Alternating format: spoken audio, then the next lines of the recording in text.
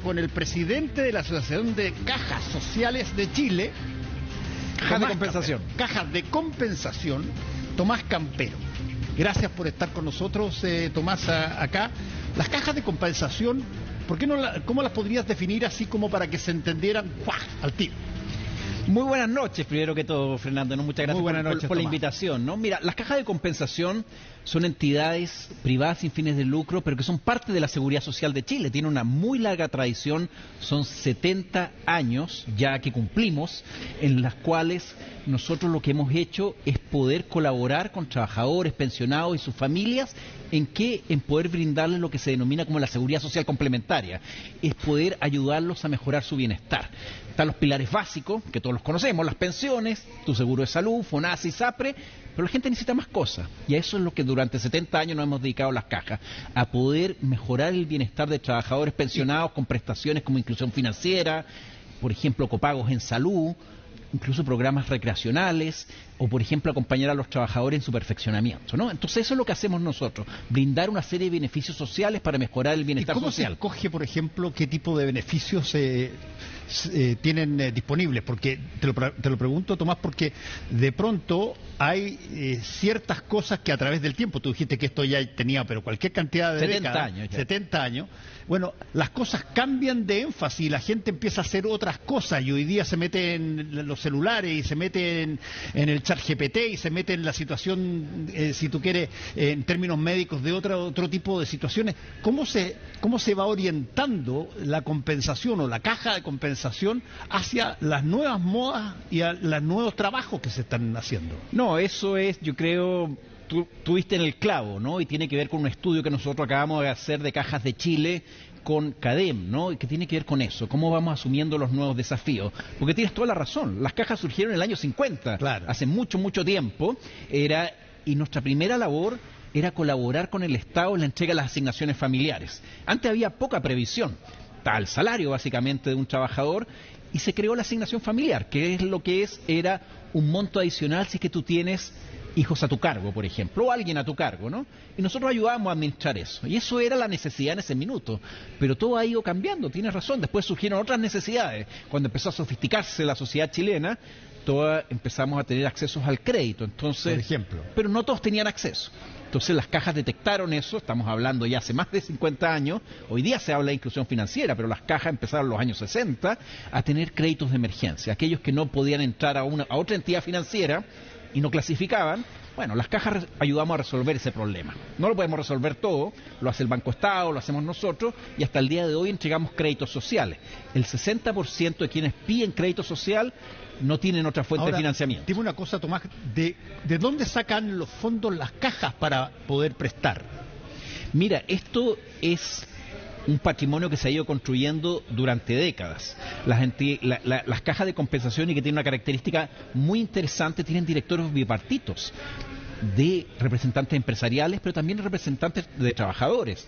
¿Y qué es lo que han hecho? Con distintos aportes durante mucho tiempo se fue formando un patrimonio que se llama el Fondo Social. Y es un fondo social que lo utilizamos para prestarle a un trabajador y cuando nos devuelve se lo prestamos a otro. Obviamente nos interesa que eso se pueda duplicar.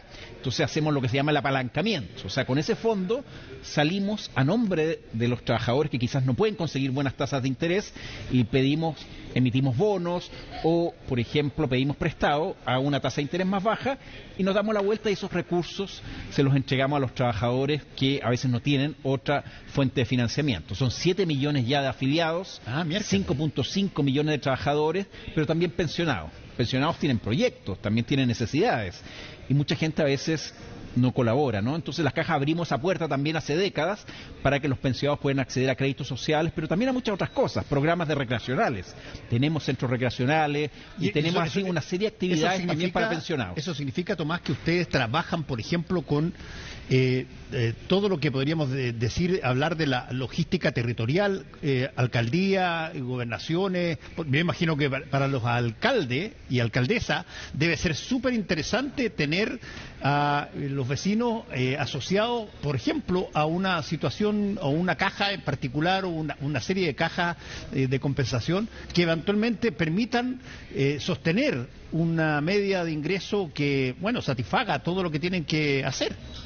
Así es, nosotros la afiliación en general es a nivel de empresa. Entonces se afilia la empresa con todos sus trabajadores, ¿no? Ya. Entonces, y eso es un llamado bien importante, o sea que es el gran desafío de la formalización.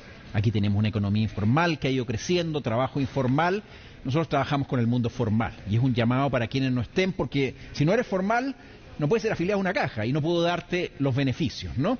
Entonces, no es toda la ciudadanía, son aquellos que tienen un trabajo formal, pueden afiliarse a una caja. Súper importante es que esto no tiene costo ni para la empresa ni para el trabajador, cosa que no todo el mundo sabe. A veces la gente piensa que esto es una cotización adicional y no lo es. Hay cotizaciones para pensiones, cotizaciones para otros seguros, mutuales, en fin, etcétera. Pero las cajas no, tienen una afiliación que es gratuita desde hace muchas décadas y más bien lo que hacemos nosotros a través de los excedentes del crédito social, este fondo que se ha ido construyendo durante muchos años, es que de ahí sacamos para dar los beneficios. No hemos necesitado recurrir a cotizaciones. ¿Y ese fondo, quién lo maneja?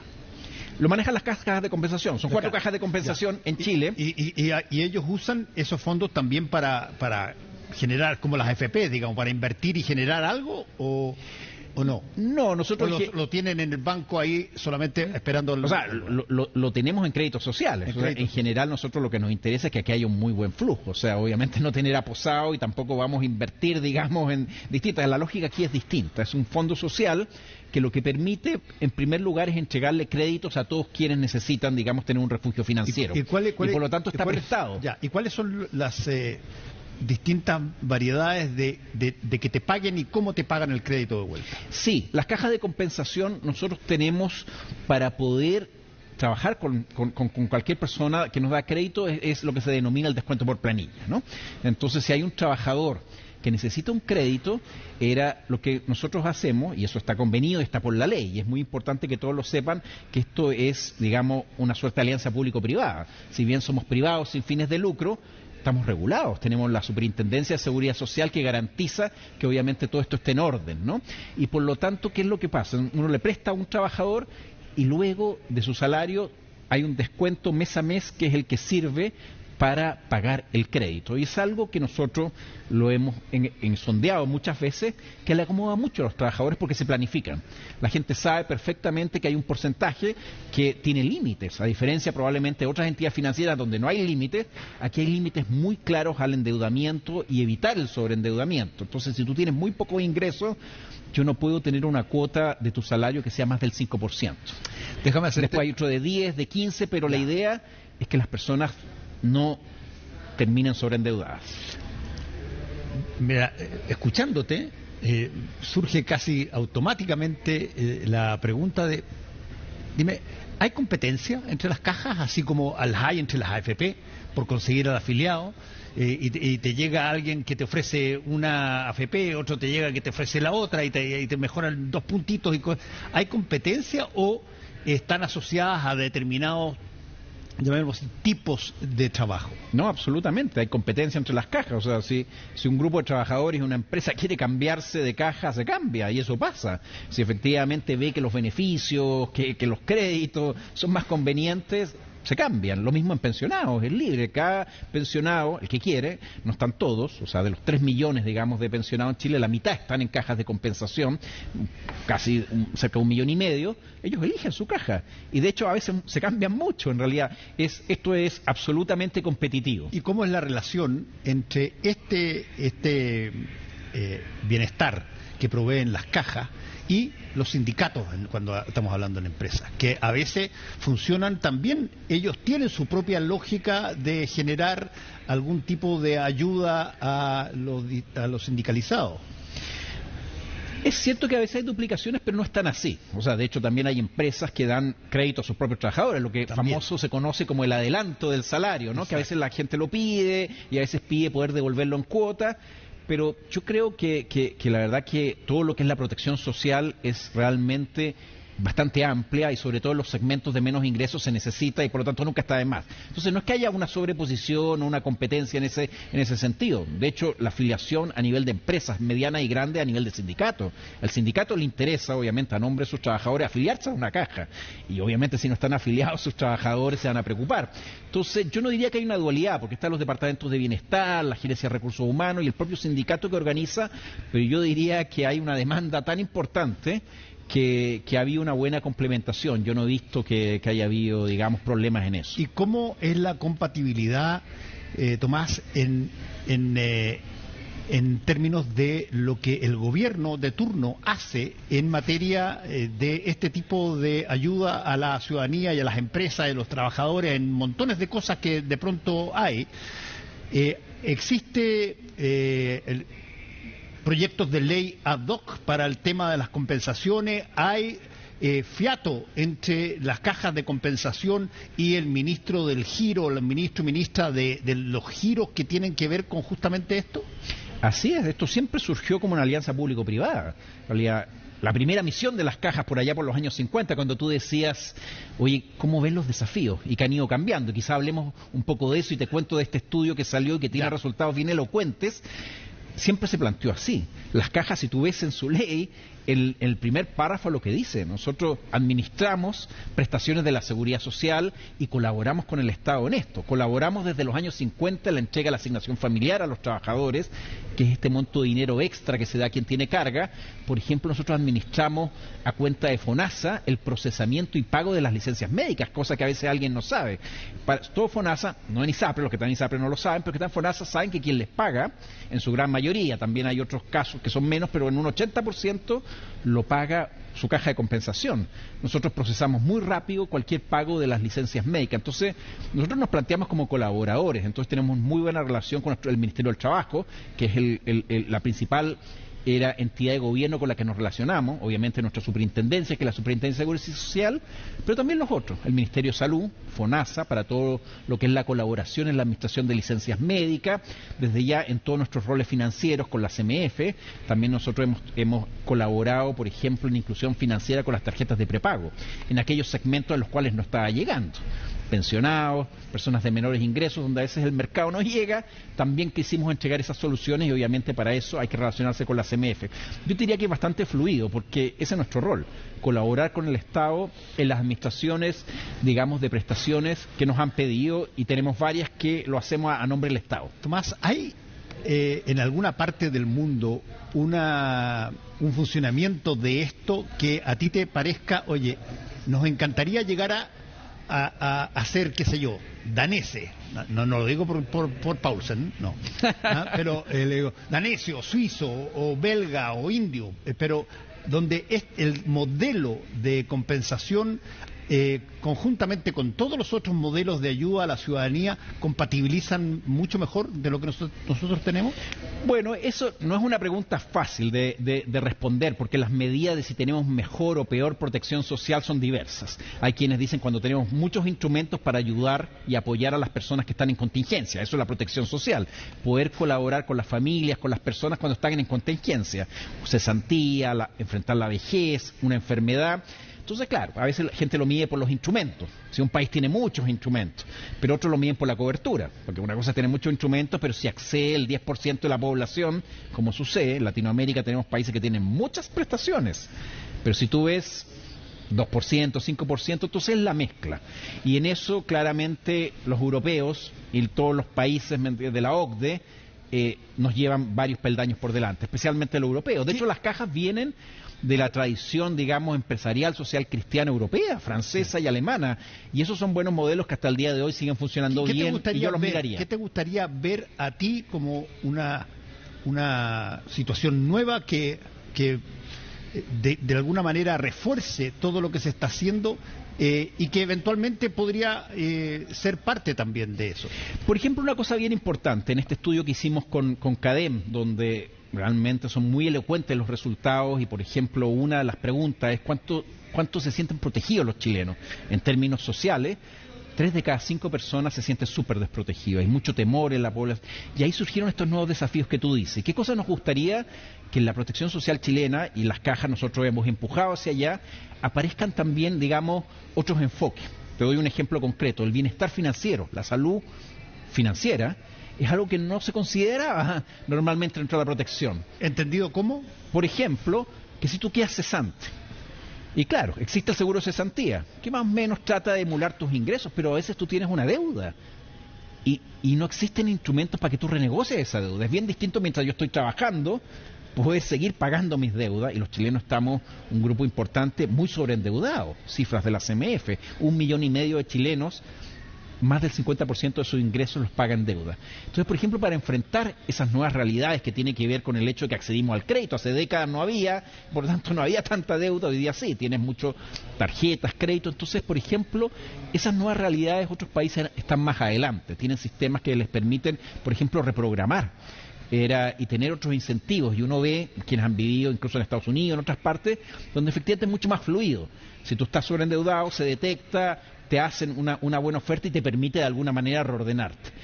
Te estoy dando un ejemplo de algo que no es considerado protección social, pero que probablemente debemos empezar a considerarlo, porque es una angustia de los chilenos, es algo en los cuales nos están pidiendo colaboración. Por ejemplo, una de las cosas que salió muy nítido, aparte de los temas que uno sabe: salud, nos sentimos desprotegidos, si es que nos vamos a enfermar, cómo voy a financiar, si voy a tener acceso, todos lo sabemos, las listas de espera y otras cosas, desde ya la vejez. Pero por ejemplo salió esto, la imposibilidad de ahorrar, si quedo cesante no puedo pagar mis deudas. O sea, hay nuevos ámbitos de la protección social que no estamos cubriendo. ¿Y qué pasa, por ejemplo, con temas como tengo 2 niños que quedaron en la universidad? Bueno, esa es otra... Y tengo que pagar, y ese es un costo extra que no tenía contemplado hasta antes de ayer. Tal cual, y esa es la segunda preocupación. La primera es salud, si me enfermo, qué va a pasar y todo. Y la segunda tiene que ver con todas las personas que tengo a mi cuidado. Yo tengo una familia, y si hay por ejemplo, una incidencia adicional, como la que tocaba decir la universidad, que es bastante buena, pero hay otra. Por ejemplo, tengo que hacerme cargo de un hijo enfermo, de mi padre. O sea, eso desestabiliza a la familia y nos están pidiendo protección. Cuando les preguntaban qué les gustaría tener protección, por ejemplo, cuando tengo un evento distinto, por ejemplo, obviamente asumir hijos estudiando, asumir un hijo enfermo, discapacitado, asumir a mi padre en la vejez, y así, otros ejemplos, contingencias de la vida sociales.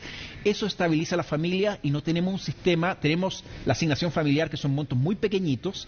Por ejemplo, tú me preguntabas, en otros países, y quizás nosotros todavía no podemos permitirnos por el nivel de ingresos de Chile, que ayuda en esas incidencias, cuando uno tiene que hacerse cargo de más cargas por distintas razones: educación, enfermedad, vejez y otra. En tu grupo familiar tú tienes una ayuda adicional de la protección social, independiente si es el Estado o los privados, que fue una pregunta que también hicimos. Entonces, cuando les preguntas a la gente, se siente desprotegida, pero ¿quién quiere ayudar a que los protejan? Uno hubiera pensado el Estado, y lo dice, pero solo un 23%. Y tú dices, bueno, los privados, tampoco, un 12%. Oye, la familia es la primera que recurren. Claro. Pero la gente nos pide un 60 y tantos % que se organice el Estado con el mundo privado en conjunto, que uno regule, diseñe las políticas y otros ayuden a implementar. 67% dice, nosotros queremos que nos entreguen solución. Entonces aquí hay un mapa que salió de que probablemente tenemos que remirar la protección social que hoy en día que tenemos, que no es mala, ¿eh?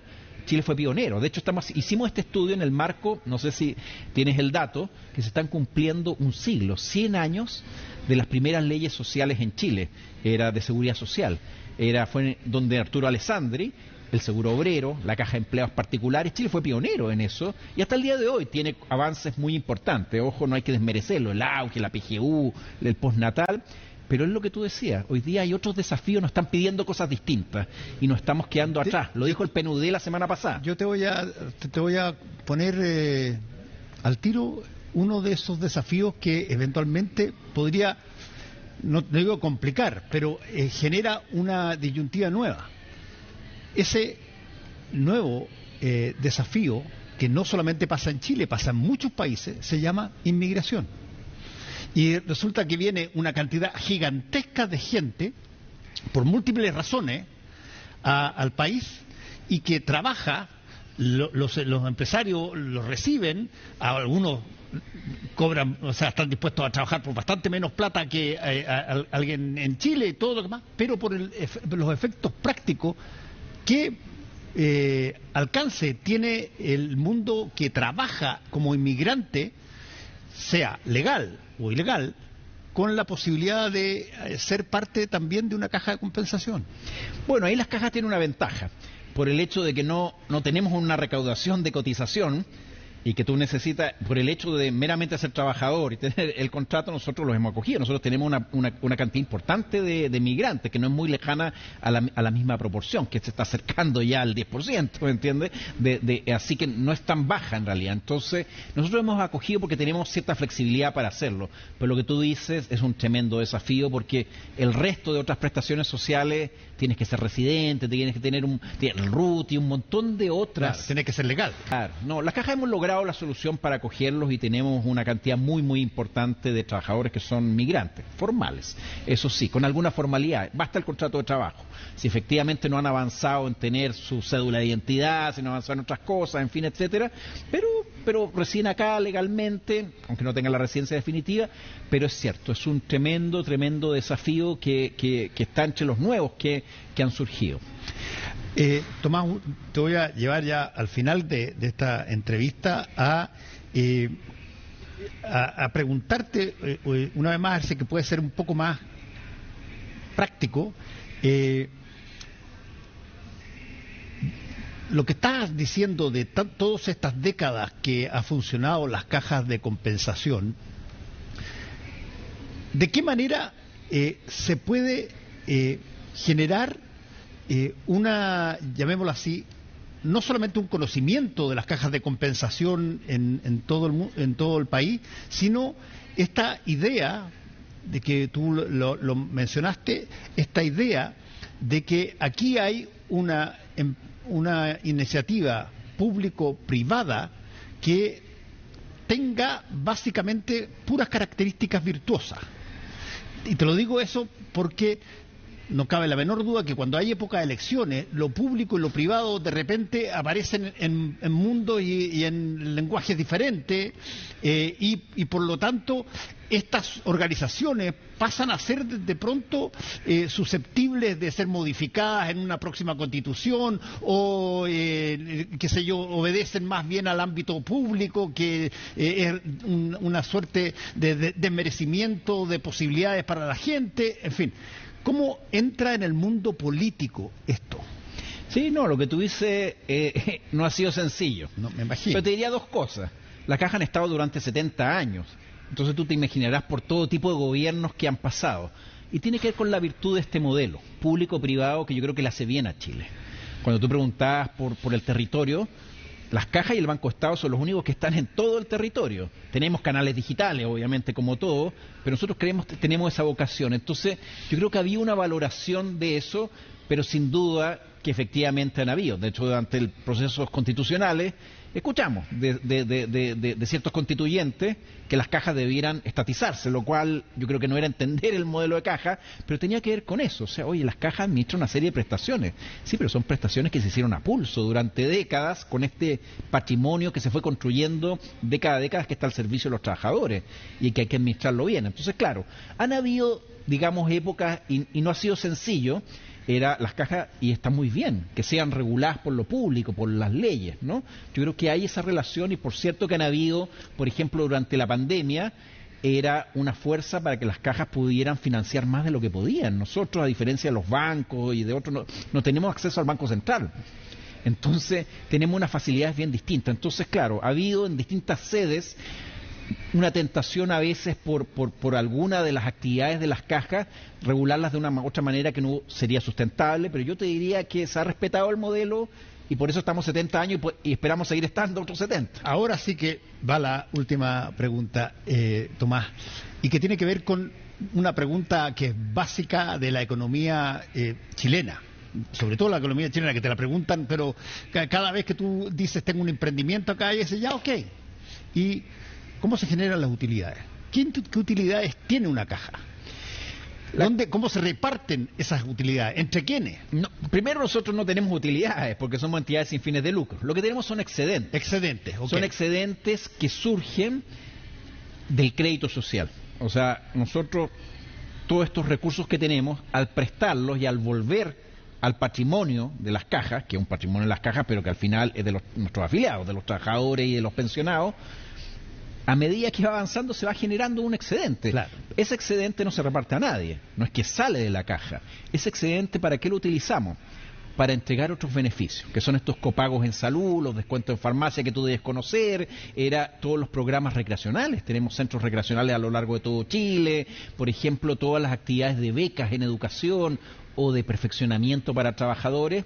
Entonces, utilidades no hay, no se reparten, quedan en el mismo fondo, y un porcentaje de ellos, que es lo que se llaman los excedentes, finalmente se le entrega también a los trabajadores, ¿no? Entonces es un sistema bastante solidario, por decirlo así. Hoy día te presto a ti, tú me lo devuelves, nos sirve para pagar si es que tenemos que endeudarnos con algún tipo de acreedor, un bonista, un banco, pero obviamente si se produce un diferencial, nosotros se lo devolvemos al trabajador en el resto de todos estos beneficios, ¿no? Entonces es un modelo que ha funcionado bien, es un modelo bien interesante y que tiene mucho potencial. Por ejemplo, nosotros en este desafío que surgió en esta radiografía que hicimos de la nueva protección social que requiere Chile, el ahorro. La gente clama por ahorro. Vivimos una sociedad consumista, es cierto, pero créeme que la gran mayoría tiene... Y hay un reclamo de la imposibilidad de ahorrar. No hay programas de incentivo. Nosotros estamos proponiendo, así como tenemos el crédito social, crear otro bien público, otra prestación que se llame el ahorro social, y que es ayudar a la gente a ahorrar. Entonces, para eso queremos ocupar estos excedentes. El ahorro es una súper buena pregunta que hacer, porque no necesariamente el ahorro es entendido por todos como se entiende, digamos. Ahorro, por ejemplo, es que tú, de todos los ingresos que tienes, por ejemplo, tú reserves una parte y lo deposites y eso lo gire, y etcétera, cada allá. Pero, por ejemplo, un ahorro puede ser de que tú compres, por ejemplo, un departamento, una casita, y eso tiene un valor que, en caso que sea necesario, te tienes que desprender de eso, pero te llega la plata. El problema es que te desprendes de aquello que es tu ahorro. Claro. Y desde ese punto de vista, el trabajador promedio, Tomás, ¿percibe el ahorro como plata en una cuenta corriente o percibe el ahorro como, por ejemplo, un local, una casa, un auto, cosas que se pueden vender? Yo diría que ambos. Uno piensa que hay muy bajos niveles de educación financiera y es cierto, tenemos problemas. Pero está esa percepción que tú y yo nos acordaremos. La vieja libreta del Banco Estado. Sí, hubo una tradición, una práctica del ahorro que, si bien las generaciones nuevas la tienen menos, existe, ¿no? Y yo te diría que ambas, o sea, no es que no exista, más bien es la imposibilidad de ahorrar. Las cifras son bastante dramáticas. Los hogares en Chile, las personas, las familias, prácticamente no están ahorrando. O sea, la gente que tiene ahorros, más allá de su cotización, sus ahorros para la vejez, sino para su vida activa, estamos hablando del 40%. Entonces, mira que el 60% no logra ahorrar, no llega a fin de mes, no logra apartar. Y primero es la vivienda, efectivamente, esa es la primera percepción, que es lo que tú dices. En general, los bienes materiales. Cuesta más tener cuentas de ahorro. Todo lo líquido es algo que la gente lo percibe menos, pero eso no significa que tenga el germen, y creemos que se puede impulsar. La famosa teoría del empujoncito que ganó un premio Nobel famoso. Sí, Nudge. Exactamente. Entonces creemos que uno con algunas medidas podía ayudar más a las familias, no a todas. Siempre vas a tener probablemente el quintil más vulnerable, el 20%, donde es muy difícil, ¿no? Pero tú sabes que en las capas medias es muy factible probablemente ayudar a que esta práctica vuelva, y es lo que nosotros estamos tratando de promocionar, con que tengamos el ahorro social como una prestación más del sistema de protección social chileno. Sí, tú hablaste del empujoncito, que es un libro excepcional, que básicamente lo que dice, para que la gente lo entienda, básicamente lo que funciona es que en determinadas circunstancias tú le das un empujoncito simbólico a alguien para que preste atención a ese tipo de cosas. El caso típico es donde pones tú las cosas que quieres vender en un supermercado, las que más rápido quieres vender, las tienes que poner en los estantes que están a la altura de los ojos de las personas. Pero las que están allá abajo, en una de esas no las alcanzáis a ver o no las encontráis, pero las que todo lo que tú quieres que salga rápido tiene que estar a una altura donde no cueste mucho ubicarlas. Ese es lo que llamaba este personaje, profesor universitario de Estados Unidos, nudge, un empujoncito, darle algún tipo de cosa. Y desde ese punto de vista, ¿qué tan buenos para los empujoncitos en términos de financieros somos en Chile? Yo creo que no, a ver, Chile tiene un buen sistema financiero. Es cosa de ver la profundidad, el acceso al crédito, pero la segunda parte, crédito de calidad, y desde ya todos los programas de ahorro estamos bastante más débiles que lo que uno ve comparativamente. Yo también creo, como tú, que esto se juega más en la economía del comportamiento que necesariamente en la madurez del sistema que tenemos. Nosotros es dramático, no hay suficientes capitales y un montón de cosas. Bueno, en Chile también bajó el mercado de capitales por otras razones que se ha comentado latamente, de los retipos, de tantas cosas, pero en general Chile tiene un sistema. Si el tema es que la manera en que hemos organizado y donde hemos puesto el foco, que ha sido probablemente mucho en el crédito, en el acceso, sí, y no en este otro lado, ¿no? Entonces se juegan muchas de estas cosas. Por ejemplo, muchos de estos programas de ahorro, el empleador está súper involucrado, que es lo que tú dices, porque es el que está más cerca del trabajador, y a veces hace un matching, o sea, si alguien pone un peso, yo pongo, me entiendo, un 5%. Entonces, a veces son empujos muy pequeños, porque uno quiere ese 5%, es pequeño, no es 1 a 1, no es que si yo pongo 1, el empleador pone 1, no, pone 0,5. Entonces, es como tú dices, yo quiero ese 0,5. Por ejemplo, otro que funciona mucho, y que es algo que las cajas queremos promocionar con el ahorro social, es que tú tengas la sensación de que si ahorras, te lo devuelven de otra manera. Y eso las cajas lo podemos hacer, porque nosotros nos hemos especializado en aquellas necesidades muy sociales, que por ejemplo el gas te salga más económico, la cuenta de la farmacia que les duele mucho a mucha gente, era por muchas razones, la salud mental, que un tema que podríamos hablar y muchas cosas, es bajarles la cuenta. Entonces, si tú le dices una por otra, tú pones 3, 5%, no son grandes montos, si es el ahorro metódico, pero que ellos sientan que vuelve ese 5%. Entonces, es cierto, son estos pequeños ajustes que pueden ayudar a cambiar el comportamiento de todos nosotros. Tomás Campero, muchas gracias por haber estado con nosotros hoy día. No, al contrario. Muchas gracias.